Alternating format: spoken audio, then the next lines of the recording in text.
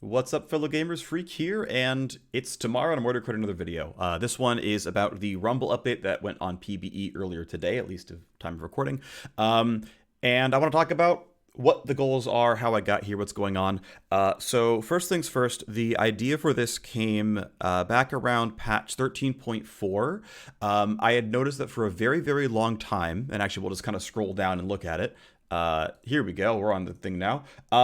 That Rumble has been an elite skewed champion, which is not an inherently bad thing. He is a mid lane skewed champion, which is not an inherently bad thing. But Rumble's primary audience has still been top lane. Slowly over time, and I remember like across years, he's gone from like a 70% top lane pick rate, 30% mid lane pick rate to finally being like 55-45. Because despite the fact that he is a weaker top laner than mid laner, not a lot of mid laners seem to want to pick him up, and slowly but surely top laners seem to be abandoning him because he no longer functions, and hasn't for a long time, because he's been constrained by his elite mid lane win rate. That has been my observation of the champion for the last several years. Around patch 13.4, because I remember because the initial like ticket for the work is called like top lane Rumble skew 13.4. It's since been renamed, but that's what it's like favorited as in my browser. Anyway, and that's where the 13.5 change of the percent shred on the E was coming from, because, okay, my first stab at the work, people were like, don't love this, try again later. And then I had other stuff going on. I got into doing the mid-season update, right, and I got really busy.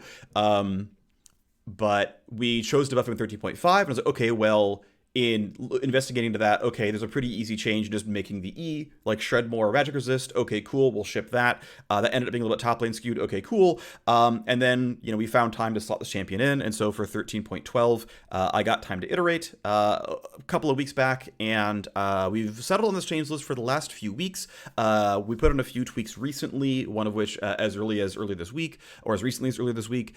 And anyway, here's where we're at right now. It's on PBE for a reason, for looking for bugs. I'm looking for feedback. There is I would say a greater than 50% chance that some of these things will change based on balance feedback. And we'll talk about talk about what that was and where we're headed and what we're trying to do with this champion, right? So those are the problems identified. So I wanted to kind of fix these things. And after talking with some of the other designers in the team, there were a couple of directions we could go, but we settled on the following goals. Right, and some of these are like, here's how, like, so this is like kind of tactical, right? Like, here's one of the ways I'm going to try to lower mid lane skew, right, and lower elite skew. Elite champions tend to be very early game champions. I don't think Rumble is like meant to necessarily be a lane bully. I think if your identity is I'm really good at double killing bot lane with my ulti, that's not an identity we generally want to like support. Whereas like Lucian and Kalista and Caitlyn and Renekton, yep, they're lane bullies. They're good early game. That's going to elite skew them.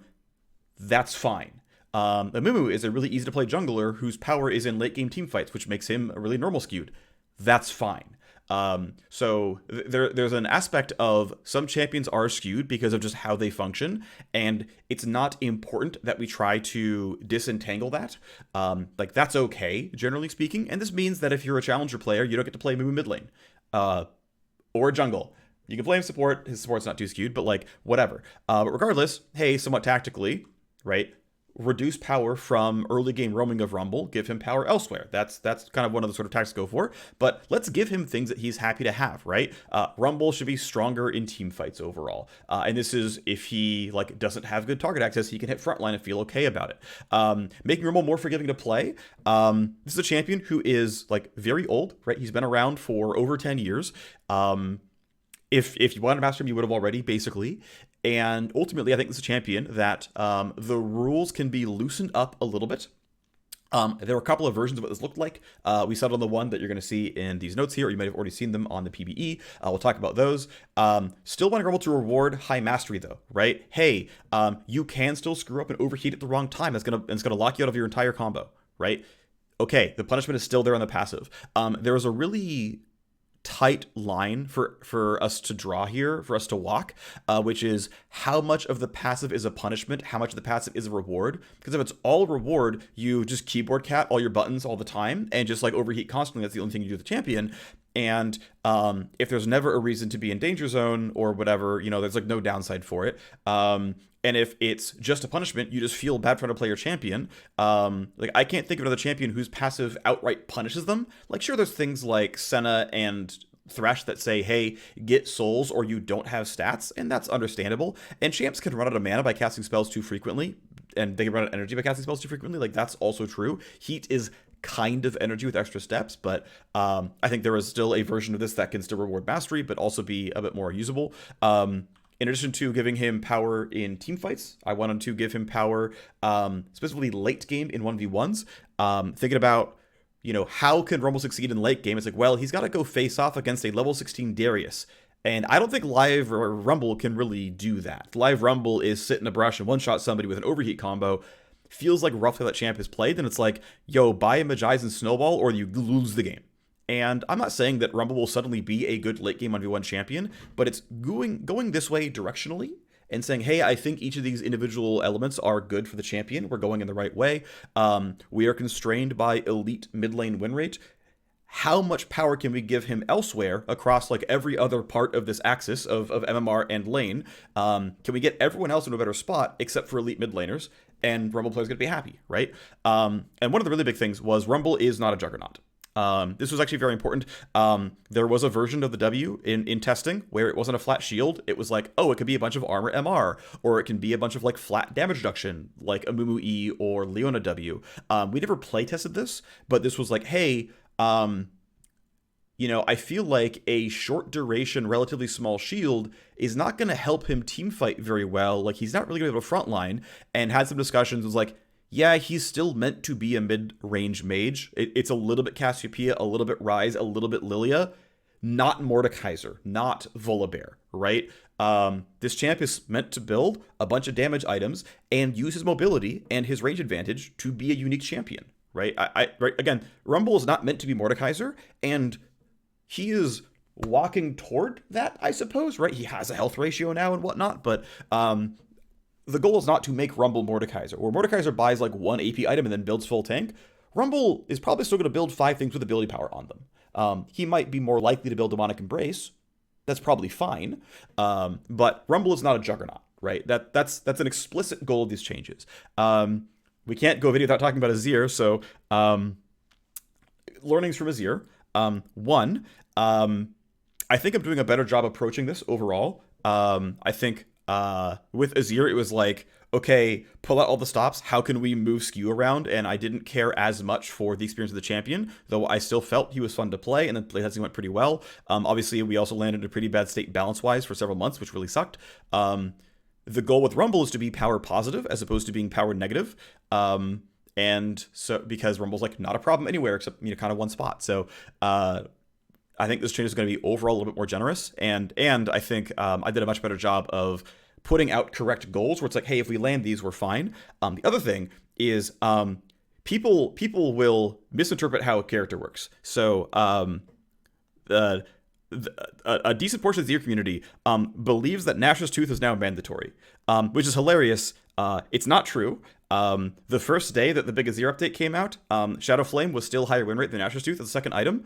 That has remained true every single day up until today, and it's still true, where Shadow Flame is still a better item than Nash's Tooth, but everyone's convinced themselves that they have to go Nash's Tooth now. And it's like, no, I did the math. Trust me, you don't have to do this. But somehow the entire Azir community gaslit themselves into thinking Nash is mandatory. I don't get it. It's weird. Anyway, please, Rumble players, I'm talking to you directly. Juggernaut builds are not going to be mandatory. They're going to be slightly better, but anyway, let's get into it. So, changes to Rumble. Okay, so the first one is not very exciting. It's a health change. He has less base health and more health growth. There is also a base health regen nerf. This isn't a very big deal, but it's there. His base health regen is down 1 per 5 seconds. Basically, he has slightly high health regen. He has room to move down in base health. And this is just, again, trying to very, very lightly push him towards being durable enough to play an all-in engagement against like an Aurelia or a Darius or something. If he's against a ranged champion who's more likely to land repeated poke on him, he has less regen, so that like poke will stick. This will slightly tap him away from mid lane. The whole health change is meant to be relatively power neutral, but just very light touches that by themselves wouldn't do much for skew, but I wanted to kind of round some numbers out and remove some nines, add some fives, and just just very gently push them in a certain direction. It's not a very big deal. Wasn't going to do a bunch, but I was already there doing some changes. Figure we can do them as part of the changes overall. Yeah. But here's the big one, which is the big change to how his overheat works. So a bunch of things to talk about. We'll start with the maximum heat in danger zone. Okay, so there were multiple versions of this that I tested. The first version was actually 100 plus 100, so danger zone was at 100, the max heat was 200. Very consistent feedback was people felt like they were in the cooled down state for way too long. And the second point of feedback was it was really, really hard for them to overheat on demand.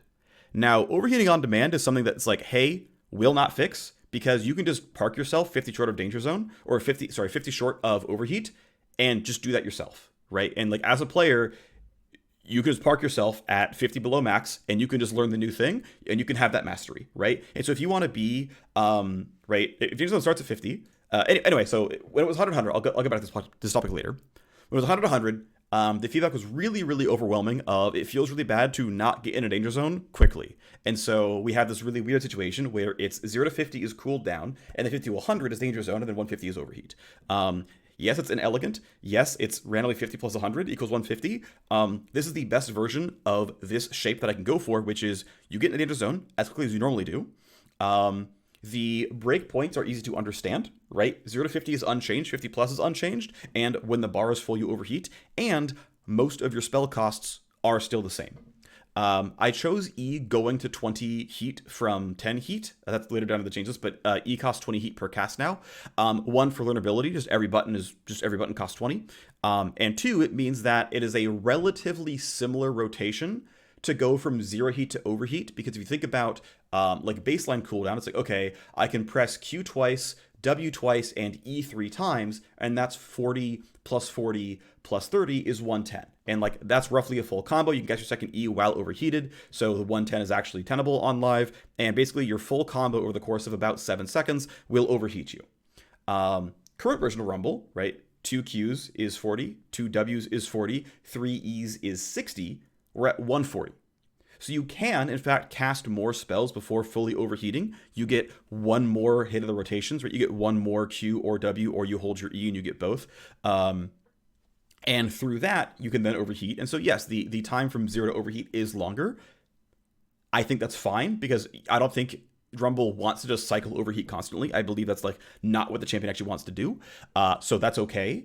And instead, like, no, you now have 100 heat to play with in the danger zone, which is 5 individual spell casts instead of 2.5. Right? You have 5 spell casts to play with instead of 2.5. So it is much more forgiving to play around the danger zone. This is definitely, I think, a lot of power. This is, I think, the biggest buff for the champion overall, but one that I really do think is positive. It's played as well when I've played it. I think it's generally played as well when other players have played it. The only negative feedback I've gotten is it's hard to overheat on command, but that is learnable, right? Like, Rumble's going to be high mastery, right? And choosing to play at 80 heat versus 60 heat versus 112 heat or 110 heat or whatever, and saying, hey, I'm going to manipulate my heat to a certain level. Do I want 2 rotations or 1 rotation before I overheat?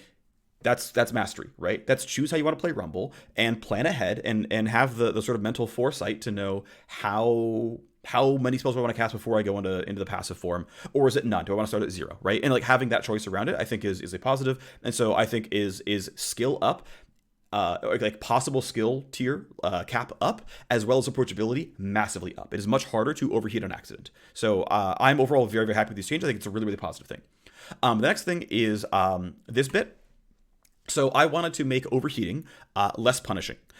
There was a version where it didn't silence R that lasted 1 or 2 playtests. There was a version where it locked out your second E. We decided, hey, screw it, you can keep your second E. Like, current Rumble players like doing it.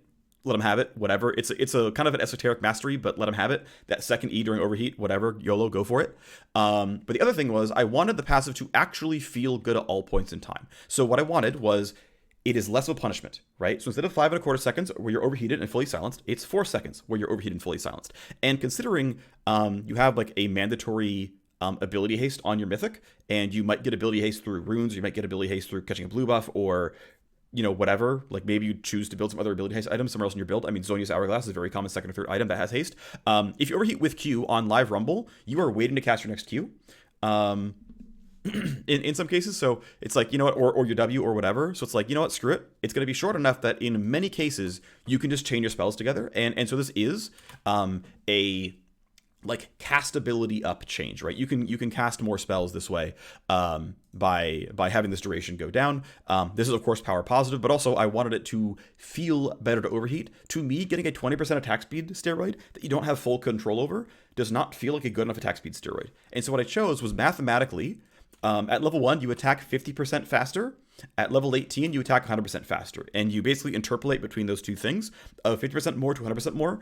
I'm giving you additive attack speed because it's a consistency thing. Almost all attack speed buffs are additive attack speed. I didn't want to give him Olaf passive where it's multiplicative with other sources. That didn't seem like the right idea. I'm not trying to push him towards Nashor's Tooth. That burned me before. But anyway, the attack speed, instead of scaling flatly linearly in a straight line, it's gonna scale exponentially, which mirrors how stat growth works, which means it really does go 50 to 100% more attack speed on the champion. It's, again, I kind of chose numbers that were pretty clean. Obviously, this is attack speed up, but because the duration is down, you can actually do the math and say it's actually not actually more damage. Now, it has felt very good. The passive change has felt very nice. People have been really liking it. But it is, against the stationary target, actually less damage. So here is the math. The interesting thing is it's actually just about 20-25% more attacks, just period, compared to live Rumble. But here's his attacks per second before and after the patch, and it's a pretty meaningful increase, right? It's about 20-25% more attacks per second. And if you multiply this out over the duration of the passive, you can see you get just a few fewer attacks, right? It's going to depend on breakpoints, but you're going to get 5 to 10% fewer attacks out during your passive. Which is not a lot, but it does mean that the theoretical throughput of the passive against a stationary target like a Baron or a Dragon is technically lower. But I want to caution this a little bit because I think it's going to be very common that like, oh yeah, I pressed W and overheated, I got move speed for 1 full second, I got 2 punches off, and then like they walked out of range. And the rest of the duration that I couldn't use anyway, doesn't matter that it got shorter. Or I landed my E for a slow. Okay, that slow lasts long enough that I can use my passive, but then if I didn't land a second E to refresh the duration or anything else, or they cast a minute to kite me, generally speaking, making this a burstier bit of damage will, in many cases, be damage up. The additional thing is I got playtesting feedback from Gameplay Analysis Team, which is a bunch of like Masters GM players. They're like, hey, Rumble is currently too OP in the jungle. I put I don't remember the sequence of events here, but basically I added a monster cap on Q. So I added a monster cap on Q. That was relatively recent. This was the beginning of this week. I had a monster cap on Q because it was going to be like a finishing touch where like, we'll do the jungle fine tuning later. I'll script that when I have to, but for the meantime, we can kind of chill because it's not that big of a deal otherwise. And so that got added this week. And initially, the changes as well because I was like, hey, it would be nice if we brought Rumble Jungle back to viability as well, because there was only one meta where Rumble Jungle was a big thing, and he's kind of been gone since. And he's been like a little bit around. Like, he's been the occasional play Rumble Jungle, but like, I don't mind trying to bring Rumble Jungle back, right? I think it's acceptable that he's a jungler. I think having more than just generic frickin' blank fighters who just get a Black Cleaver or a Divine Thunder and can't bot, like, let's have a mage who like wants to deal damage and is meant to be their own kind of carry. Like, cool, this is a nice touch. It's a unique kind of jungler. Let's get some more variation out there. Let's go do stuff. And so the first version of this had the monster cap go from 80 to 120. But anyway, got placing feedback from GAT, from the gameplay analysis, and they're like, hey, you need to ship some nerfs in. Okay, fine. We think he's especially OP in the jungle. You need to pull back on some of the monster cap stuff. So there's 80 monster cap damage that I made 120.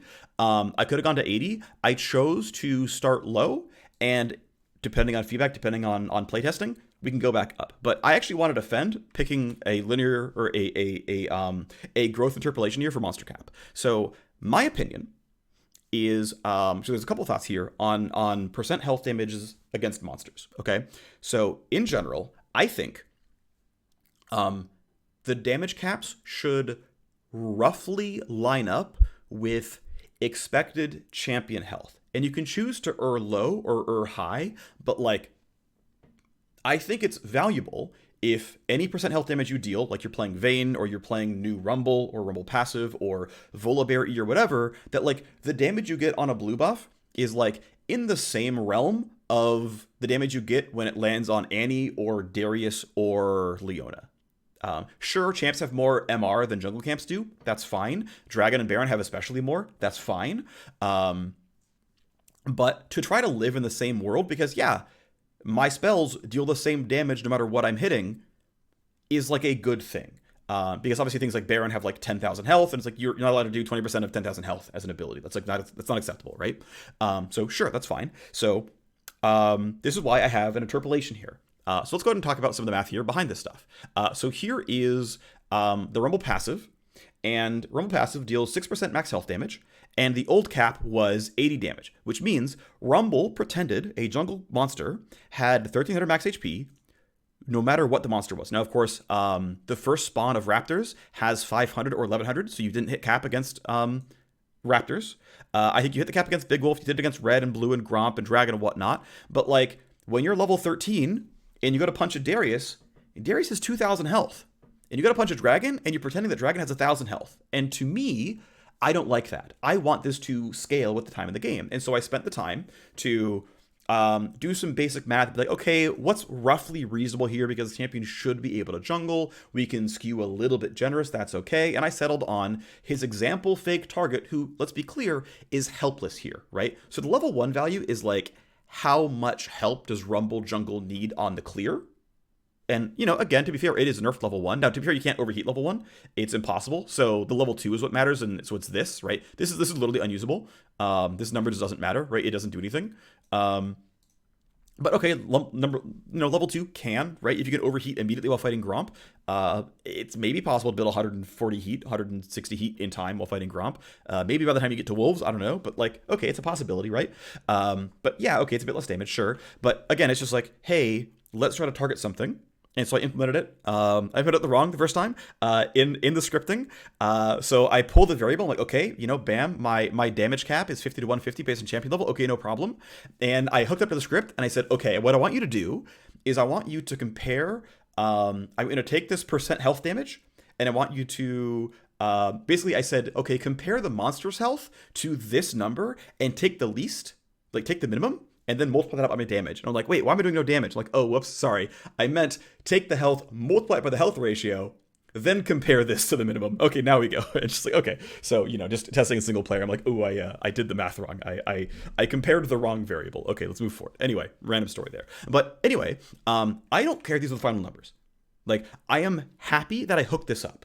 Because in my opinion, this is how all percent health damage should be done. There's a weird caveat where, as a designer, you have to go fake how much health something has and then come away with this number in the end and say, yes, it deals this much flat damage because under the hood, I've done the math and the health is this much. I don't think you should go to players and say, in your tooltip, your Q is capped against monsters whose health is between 833 and 2500. What does that mean? Why are players doing math for you? Fuck this. Like, just say the monster cap is 50 to 150, and that's fine. And so there's a little bit of extra work on the design side, which I'm happy to do. I like doing the math stuff. And it means that if we ever change Rumble passive to be 10% max health damage, it means you might have to update this number. But it's also hooked up, so it's like really easy to be like, you know, as a secondary thing, it's like, oh, actually, Rumble's early jungle clear needs help. Okay, well, this is 70 now.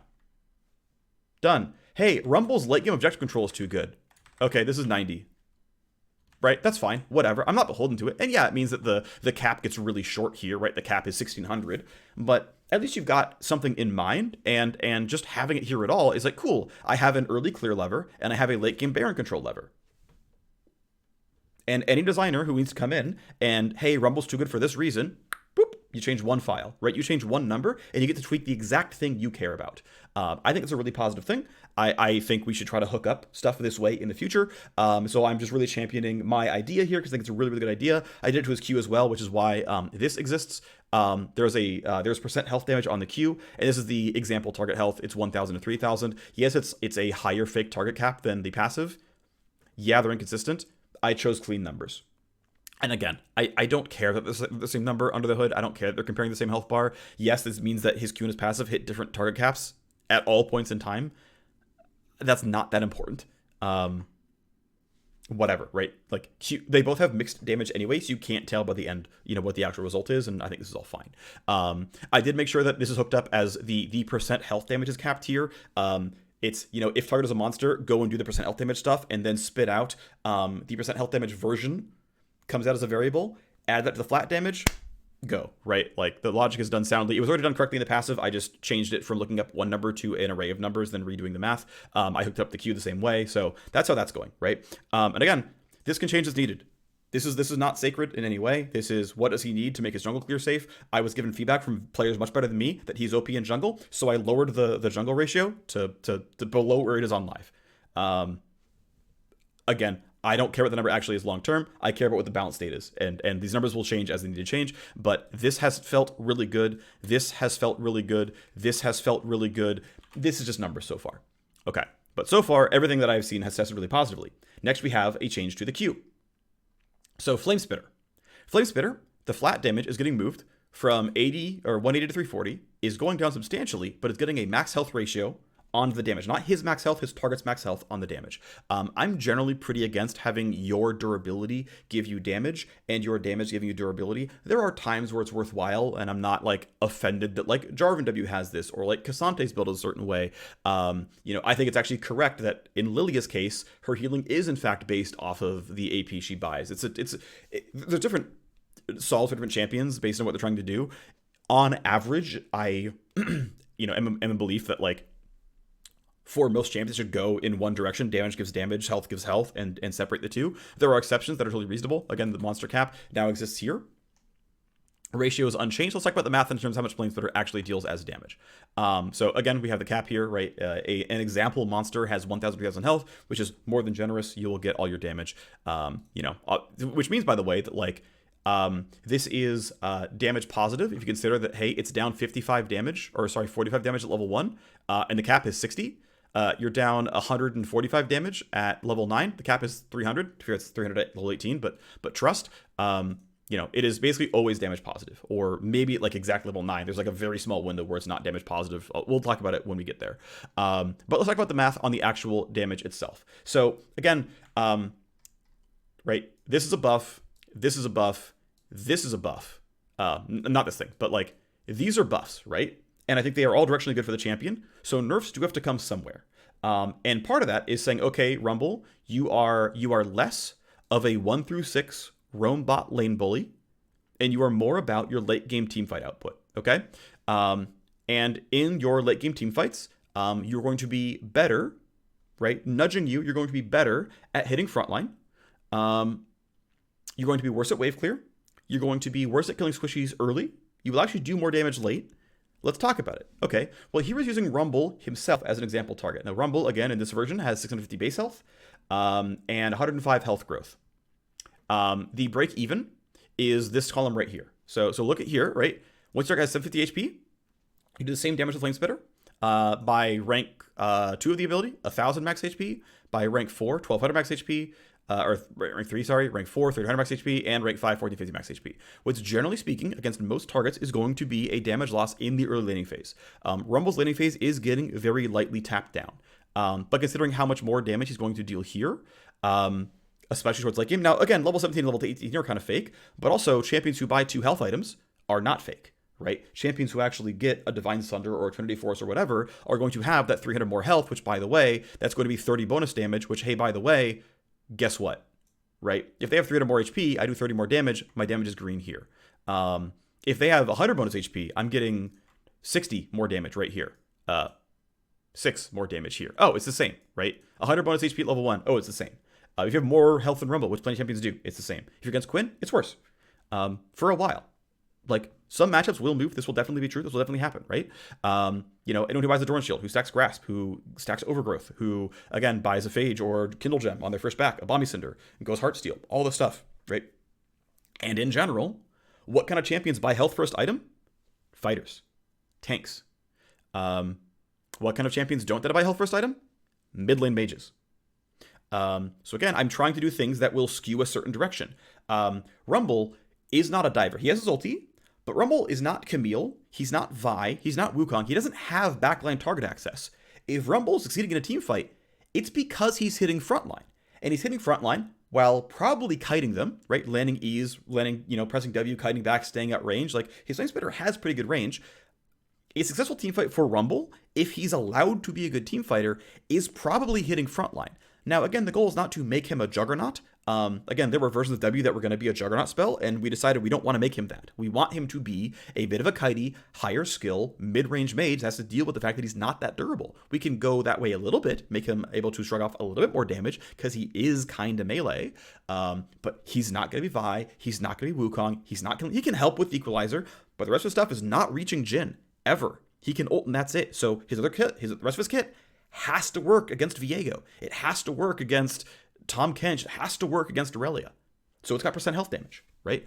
And I think that's totally reasonable to do. I think this, again, directionally a good thing for Rumble. Because if he can't do this, the only gameplay he has is go to 80 heat in a brush, and then Ashlocks by overheat, and you hope you one-shot her and she doesn't have flash. That's the entire gameplay of the champion if he's not allowed to hit frontline. So I think, again, directionally, this is like a good thing for the champion overall. So this is the PvP damage. Again, using him as an example target. Again, the break even on health is right here. 750 to 1450. These numbers will be reached. They will probably not be reached right away in laning phase. Again, there is a nerf to his laning phase because the rest of his kit is, generally speaking, strictly stronger. Here is the math using melee minions as an example target. This is a little bit fraudulent because melee minions do not scale health as rapidly as is indicated here. Melee minions do eventually stop scaling in health, period. I believe that scaling, because they scale every and they scale every, I think it's 90 seconds. They get a tick more health, and every 90 seconds later they get a tick more health, and then 90 seconds later they get a tick more health. But champion levels, right? This takes one wave and one minion.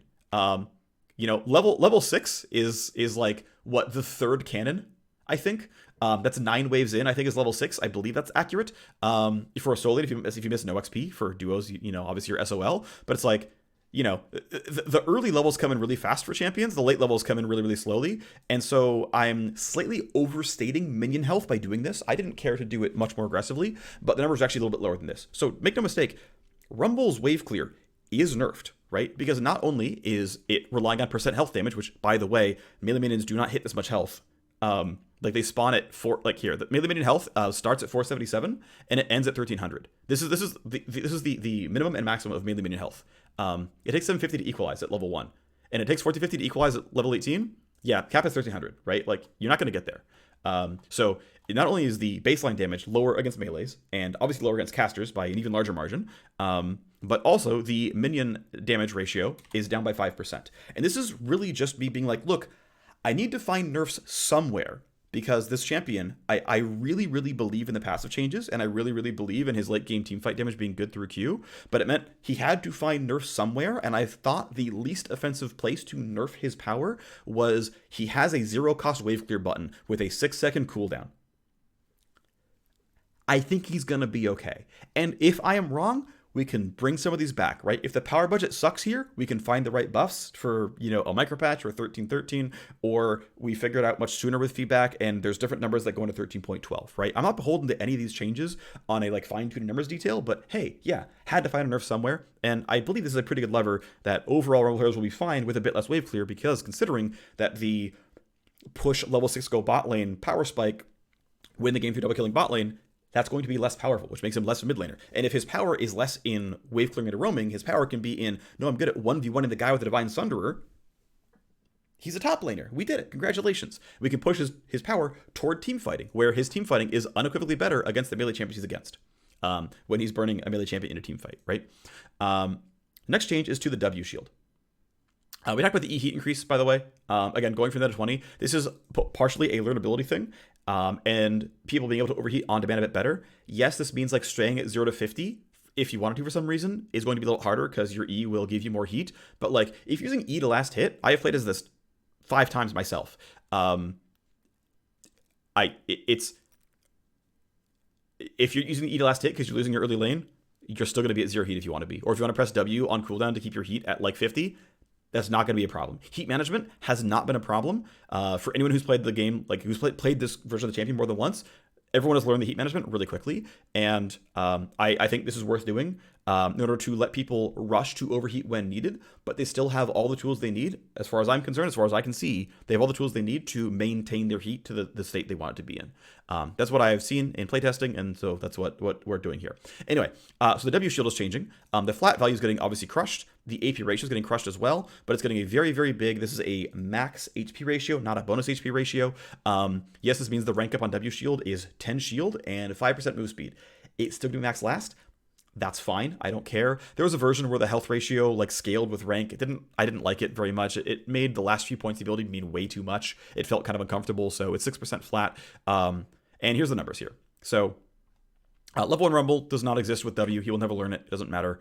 So, if you learn W at 2 for some reason, okay, it's slightly weaker by a little bit. This is, by the way, assuming you're starting with a Doran's Ring and double stat shard.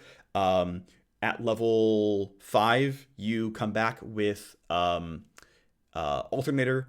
At level 8, you come in with Rocket Belt. At level 12, you come in with a Shadow Flame. At 14, you get a Zonia's. At 16, you get a Void Staff, and at 18, you get a Death Cap. So that's the math here, right? That's these power spikes come in. Anytime you see these numbers go up, it's when a new component came in, a new item came in, and we advance here. I'm not sure what this one is coming from. Doesn't matter. I'm sure it's fine. Either way, right? So, well, you can see a lot of green here, right? So his default build. Why do I keep doing this? His default build is very clearly more shielding. Right? Like, very, very clear this is a buff for the champion. The only time it's a nerf is in some cases where you actually got a mass stacked Magi's. Personally, I really think it kind of betrays what is fair about Magi's as an item if you scale a fat shield off Magi stacks, because now you're unkillable when you spike on 2 items faster than everyone, and your second item gives you 200 ability power, which means your shield is so fat that no one can kill you, and this feels kind of gross. Mathematically, the amount of shield you get per gold is nearly identical if you spend it on ability power or on health. Obviously, if you spend it on ability power, you get damage on your other abilities. If you spend it on health, you get health. But the amount of durability, the amount of shield you get per gold is nearly identical between AP and health. This is relatively intentional. I wouldn't be even against deleting the AP ratio off this ability entirely. I don't think we need to do that, especially because I don't think it's that dire, but directionally, I think it's a positive thing to do. And though he does have a health ratio here, and he does have some, free damage on Q that like doesn't scale with ability power purchases, yes, he is going to be a little bit happier buying Demonic Embrace, but like all the damage AP ratios are still there. And the shield is not so aggressive that it's going to be huge here. There's no armor and MR ratios on this kit. There's no really big Juggernaut outputs. We could have, right? This was considered. I brought it up. I discussed with the designers. This guy should not be a Juggernaut. Okay, he's not going to be Juggernaut. He's nudged in that direction. He might be happy buying Demonic. I think that's okay. He might be okay buying Rylays. That's kind of troll. His E and his R already slow, so it only affects his Q. That would be pretty bad, but he could. He might decide that, actually, I'm good enough at killing frontline now that I'm willing to go Zonia's Banshees. Maybe, but like, these are relatively light touches, but my experience with Azir is that players will overcorrect sometimes, and they will overcorrect. They will go into incorrect purchases thinking that it's on so far that's going to be required, and this just hasn't been true, at least in the case of Azir. And again, the intent here is the same with Rumble, where I'm not meant for Demonic to be a mandatory item, but I also don't want you to just like Giga outscale, not Giga outscale, Giga Snowball off of Magi's, because it's like your only path to victory. That's what it feels like the Rumble right now, where he has no late game and he just has to go Magi's snowballing or he can't do anything. And it's why you have a good shield in mid game. It's why you have Q damage that scales with game time in and of itself. You don't have to snowball to succeed, but just doing the regular stuff, you've got some durability. And by the way, all these numbers are pre-overheat, are pre-danger zone, so every single number is 50% higher in actual practice much more frequently, because more of your casts will be in the danger zone because more of your heat bar is in the danger zone. So there's also even further unseen buffs here as well. So, of course, one more nerf had to happen, and that is to the ultimate. This was always going to be coming in. Version 1 of these changes had a base damage decrease to the R. Playtesting feedback was that because of how hard R was to land, because it always is, and by the way, I tried to make R fire more quickly. I honestly, I can't figure it out. I tried changing missile speeds. So the way Rumbles are restricted, as far as I can tell, by looking through a bunch of this and looking through the scripting, looking through his data files, he shoots a missile, right? And he says, hey, I'm going to fire the missile from here, there, right? You're going to vector target. And so he's saying, I'm going to shoot a missile from here in this direction. The missile has a like max distance that it'll travel, right? And it has a missile speed. And the way it's coded is the missile says every like quarter second or fifth of a second or whatever, drop a spell wherever I am. And it either casts a spell or drops a minion. I forget exactly what it does, but it basically says, hey, wherever you are, drop something on the ground. And so this missile flies across the screen and drops and drops and drops and drops and drops. And each drop creates a buff ring in a circle, right? It creates a ring, and that ring applies a dot to people. It applies a slow, it applies damage. What this means, by the way, because of the way it cleans stuff up, someone at the start of your ultimate, if I, like, let's say Annie's right here, and I drop the ult on Annie going this way, Annie will take the full damage. If Annie's over here, and I drop the ult going this way, Annie will not take the full damage from this spell, because it will clean up this, because this thing lands a second later, and the spell gets cleaned up, and she doesn't take a full dot. I would love to fix some of these things. I could not get the missile to fly faster or drop things more quickly. I couldn't get it to happen. It's not a big enough deal. Again, I would like to make the R more usable. I find the tail end of, because there's about like a 0.8 second delay between when you start casting and when the damage starts actually happening. Like you shoot a spell, it takes like half a second, then it starts dropping. The drops take a third of a second, and then the stuff drops to the ground, starts dealing damage. And like the way that like the art is hooked up versus the damage, like there's a bunch of weird stuff going on that like I understand. It's not really worth explaining, but like that's a very complex spell, honestly. Rumble R. I'm not opposed to making it more usable, but I like literally couldn't figure it out. And I got busy with other stuff, and so I'm sorry that I don't have big usability upgrades to the R. I don't have it. I literally could not make this missile fly faster just by editing the thing called missile speed. I don't know. I could make it shoot way more missiles. I could make them go wildly too far to one side or the other. I could not make the missile go faster. I couldn't figure it out. Either way. Circling back to, the early version of this was like, I'm going to nerf the R damage. I'm going to nerf the damage. I'm going to buff the damage late. I'm going to give him better ratio so he can scale a little bit nicer, whatever. Give him a little bit of late game to feel good about, right? I want to point out, by the way, that like if you compare Rumble to Fiddlesticks, Fiddlesticks has, you can compare the AP ratio to the base damage. In terms of like, hey, how much AP does it take to double the damage of my ultimate? And this is approaching Fiddlesticks' level of generosity, where Fiddlesticks really, really cares about ability power. We're like going this direction for Rumble. He's approaching Fiddlesticks' tier of AP ratio on an ultimate. I don't think he's quite there, but like we're moving that direction of base versus ratio. Anyway, minor thing there. The feedback was that the ult is so hard to use, it also dealing less damage felt like real garbage. And so I walked that back, said, okay, we're not going to nerf the damage. We're in fact going to buff the damage to the AP ratio, but I do really, really want to nerf the early ultimate cooldown. And I wanted to try to find enough win rate off the fact that the passive is massively power up, the W is massively power up, the Q is, I believe, to be power up, but it really depends on who you're hitting. It is power up for top lane, right? And it's just like, okay, but how much can we constrain ourselves via the mid lane power, especially in Elite? And anyway, it was like, look, I looked at a bunch of other teamfight ultimates. What I settled on was Malphite. This cooldown matches Malphite R.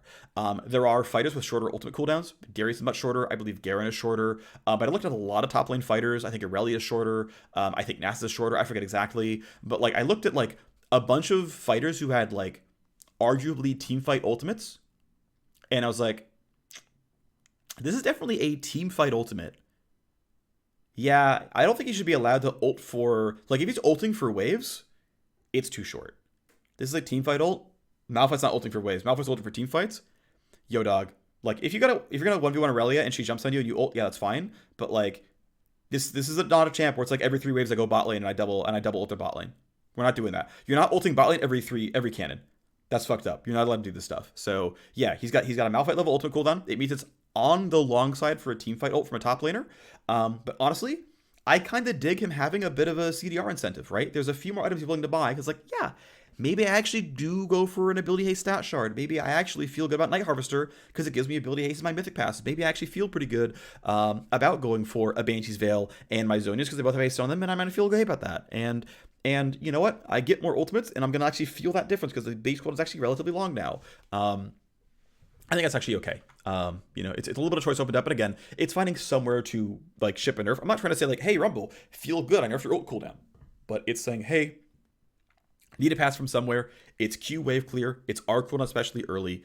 I think it's going to be okay. So here is the comparison of R cooldown before and after. Substantially worse, right? Level 6 through 15. Level 16 plus, you don't really feel it nearly as badly. Honestly, again, I was just trying to find, hey, let's just hit the same numbers that we had. We'll just mirror Malphite. That seems totally reasonable. I'm actually a really big fan of matching ult cooldowns in as many places as you can, because it makes the game that little bit more learnable. Not that you can't use ult cooldown as a tuning lever. I think it's a valid tuning lever, but I think matching another champion instead of inventing your own numbers is probably a good idea. And then accounting for the same build we had earlier, which is, Alternator at 5 and right, Mythic at 8 and the items coming in. It's not a bunch more damage, but it's 2 to 6% more damage on default builds is something. It's a bit more, right? Again, you're not making it for the cooldown change. Don't get me wrong, right? This is clearly a nerf. I'm not trying to hide around this fact. It's clearly a nerf, but it's a nerf to compensate for the fact that the Q is better in PvP in for most points in time in the game. And the pass was way better, which makes the champion overall a lot stronger. And again, we'll see what we have to do tuning wise as we get feedback and whatnot. But that is the hows and whys of the Rumble patch, of the Rumble update coming in patch 13.12, unless there is some kind of catastrophic bug. Thanks for watching. See you next time. Bye bye.